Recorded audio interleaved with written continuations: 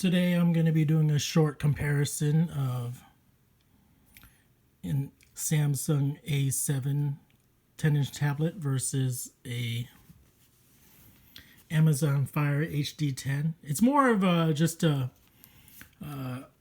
warning against purchasing this cheap Fire HD10. This is from 2019, so it's a 9th generation Fire tablet. It's bulky, it's plasticky, it's very even though the screen uses a 1920 by 1200 resolution screen, it can be actually not as clear and sharp as a 1080p LCD, because the LCD on this is a cheap LCD in my opinion. It's just I don't know how to describe it, but I can see like banding with the colors, whereas if I use this Samsung A7 tablet, the colors are just a little more richer. And so, this just looks and feels like a very cheap tablet.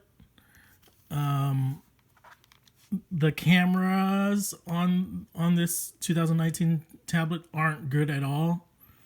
I think the front is maybe like a 2 megapixel, and I'm not sure what the rear one is, but they're not that good. On the Samsung A7, the cameras are slightly better. But as I was saying, this regular price is $150, and it comes with ads. For some of you, you might want to remove it by purchasing the removal of ads. I think it's like $15 or $20 to remove it, or you could use a tool. I've heard of a tool that you can use. It's called Fire Toolbox. It'll allow you to remove the lock screen ads and other things. So I'm not saying it's awesome or anything, but I've heard you can possibly use it. You can Google it if you want, Fire Toolbox. So again, this is for $150. I would not purchase it at $150. It serves really one purpose and one purpose only, and that's just to view media, like watch YouTube, watch Netflix and stuff. Other than that, as a tablet, it's a really basic tablet. I wouldn't use this for like productive work, like typing or anything, or even just it's a little frustrating because it has the Fire OS on it, and it's basically a walking ad for Amazon stuff.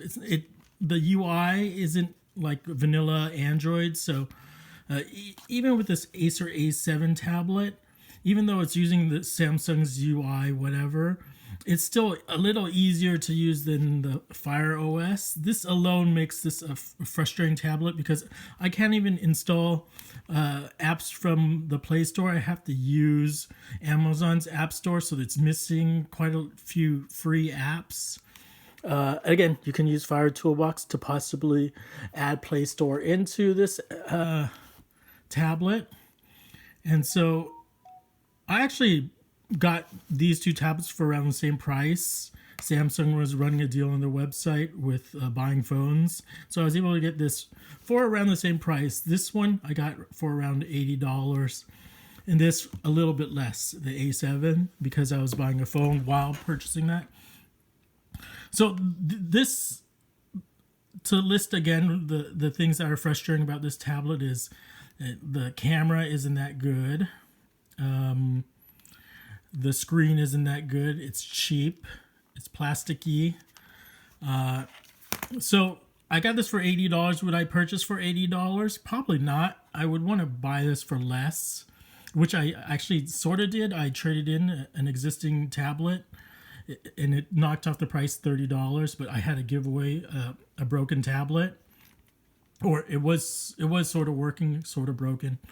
Anyways, again, Fire OS is a problem because you're stuck with Amazon's ecosystem.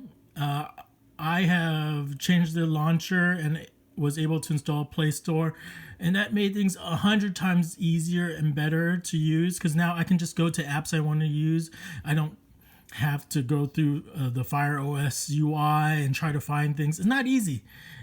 I mean, it's not difficult, but it's not very user friendly unless I want to shop Amazon stuff.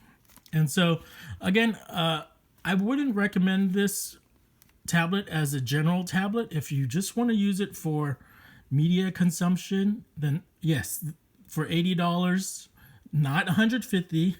If you can get this for $80, perfect. And you can watch all the YouTube, Netflix you want on it. But outside of that, it's not a great. I'm not even a super picky person. Like, I don't need everything to be sharp and stuff. But this tablet is cheap. This reminds me of purchasing something from China, or some off-brand tablet. And I should bring up this story. I've owned a few of these Fire tablets, and they've broken on me. So that's something to consider. On my Fire HD 7 or 8 or something, the charging port died. So I couldn't even charge my tablet. So I think that's something that should be taken into consideration when you're buying some cheap tablet like this, or inexpensive tablet. Keep in mind that these aren't the best tablets, and they're inexpensive for a reason. So in my case, the 2 or 3 tablets that I owned, they lasted anywhere from a year to 3 years. So that's not really good. I have this old iPad 2 from 10 years ago, and it still runs the way it did when I got it. But like the battery on this thing can go out. I'm talking about HD8. The battery on that went out after like a little over a year. And so this thing really has durability issues, in my opinion. You might have one, you go like, oh, well, no, this Alex dude doesn't know what he's talking about. So I'm just saying, from my own limited experience of owning a few Fire HD tablets, that it didn't go so well. And so you might probably asking, why did I get this? Well, at the time, I needed something cheap, and I was willing to take the chance of this only lasting 2 years or whatever. But I actually got this one after I got this tablet. Had I known I could have gotten this for the same price, I would have stuck to the Acer A7. It's a much more beautiful tablet. You just look at it. You can get the gold one.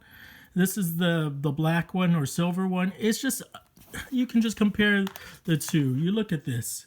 Plastic and just nice metal finish, a bigger camera, so the camera is slightly better, the buttons are nicer, the screen is nicer. Just look at this is just a cutout screen, and then this one is just a nice thin bezel.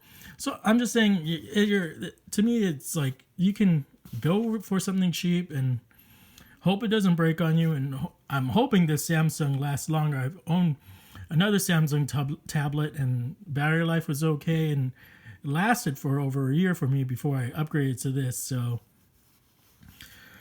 final thing is, like I said, if you want an overall decent tablet that's durable, I would definitely go towards spending a little bit more, because it's just, you can get a nicer tablet with a better operating system.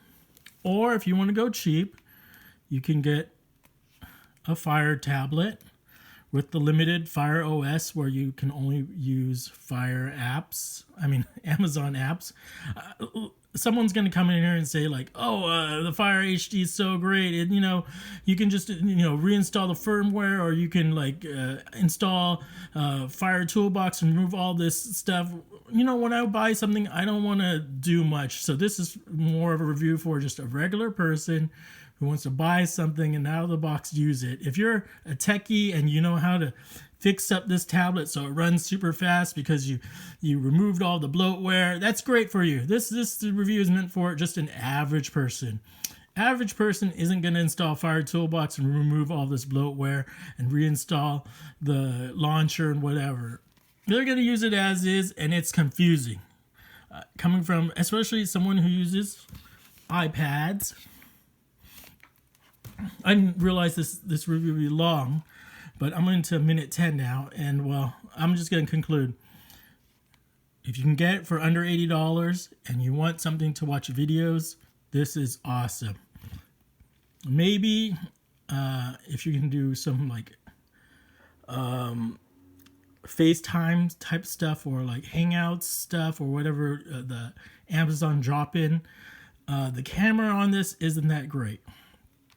So if you can get something for a little bit more, try getting a different, name brand tablet. If you're lucky or fortunate like me, I was able to get an A7 tablet. This is roughly around the same speed in terms of performance, but in terms of the quality of the screen, quality of the product, cameras, I don't even like the Samsung operating system. It's still Android, but it has some weird Samsung UI. The keyboard on this is actually worse than the Fire OS keyboard, but outside of that, everything is still better. Still runs. It just looks nicer. So I'm going to conclude this with showing you that it's thicker. The Fire tablet is thicker.